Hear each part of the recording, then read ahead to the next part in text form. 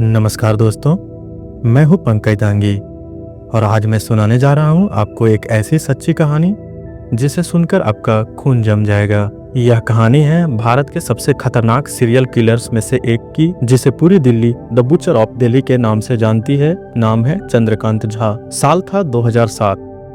Delhi police के लिए वो दिन किसी बुरे सपने से कम नहीं था। तिहाड़ जेल के बाहर थैले में एक इंसान का कटा हुआ सर मिला और साथ में एक चिट्ठी जिस पे लिखा हुआ था, तुम मुझे पकड़ नहीं सकते, तुम्हारा दोस्त चंद्रकांत झा। पूरी दिल्ली दहशत में थी। हर न्यूज चैनल, हर पेपर पर यही नाम था। एक ऐसा शख्स जो हर बार हत्या के बाद पुलिस को खुली चुनौती देता था। आखिर चंद्रकांत झा था कौन? बिहार से आया हुआ एक साधारण आदमी जो दिल्ली में मजदूरी और छोटे मोटे काम करता था। लोगों को खाना खिलाना, मदद करना, यही उसका तरीका था दोस्ती करने का। लेकिन धीरे धीरे ये दोस्ती मौत में बदल जाती थी, क्योंकि जरा जरा सी बात पर उसका पागलपन टूट पड़ता था और फिर वो अपने ही दोस्त की जान ले लेता। हत्या के बाद वो लाशों को टुकड़ों में काटता और कभी सिर कभी धड़ तिहाड़ जेल के बाहर फेंक देता था, मानो पुलिस को कह रहा हो कि लो, अगर तुम में दम है तो मुझे पकड़ लो। आखिर ये खूनी सिलसिला शुरू कब हुआ? साल 1998 में दिल्ली के आदर्श नगर में एक व्यक्ति की हत्या हुई।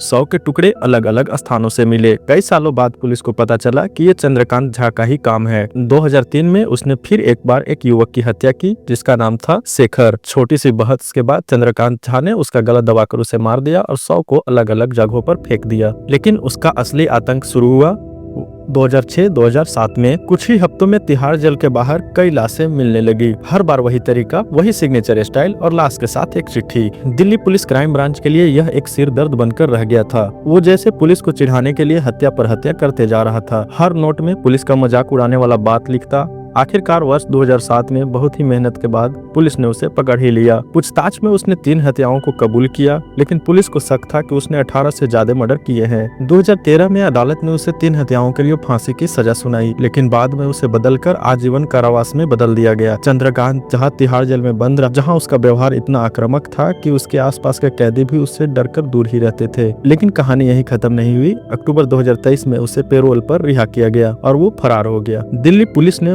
उस पर 50,000 का इनाम रखा, लेकिन महीनों तक कोई सुराग नहीं मिला। तब तक उसके पुराने कारनामों की चर्चा दिल्ली में बढ़ने लगी और लोग पूछने लगे, क्या दिल्ली का कसाई फिर से आजाद हो गया है? आखिरकार जनवरी 2025 में दिल्ली क्राइम ब्रांच ने उसे पुरानी दिल्ली स्टेशन के पास पकड़ लिया। वो बिहार भागने की कोशिश कर रहा था। उसकी गिरफ्तारी ने एक बार फिर से दिल्ली को झकझोर कर रख दिया था। डॉक्टर्स के मुताबिक चंद्रकांत झा एक साइकोपैथ था जिसे लोगों को मारने में मजा आता था। पुलिस को खुली चुनौती देना उसे रोमांस लगता था और खुद को वह सबसे चालाक समझता था, और शायद इसी वजह से उसे द बुचर ऑफ दिल्ली भी कहा गया। आज वो फिर से जेल में है, लेकिन सवाल वही है, क्या हमारी व्यवस्था ऐसे दरिंदों के लिए तैयार है? क्या ये उसकी कहानी का आखिरी पन्ना है या किसी नए खेल की शुरुआत? क्योंकि हर बार जब दिल्ली में कोई सिर कटी लाश मिलती है तो लोग फुसफुसाते हैं, कहीं वो वापस तो नहीं आ गया। अगर आपको ये सच्ची कहानी पसंद आई तो वीडियो को लाइक करें और कमेंट में बताएं कि आप अगली बार किस तरह की कहानी को सुनना चाहेंगे। और अभी के अभी हमारे चैनल पंकज दांगी को सब्सक्राइब करें ताकि आप अगली बार एक और सच्ची और डरावनी कहानी को सुन सकें सबसे पहले।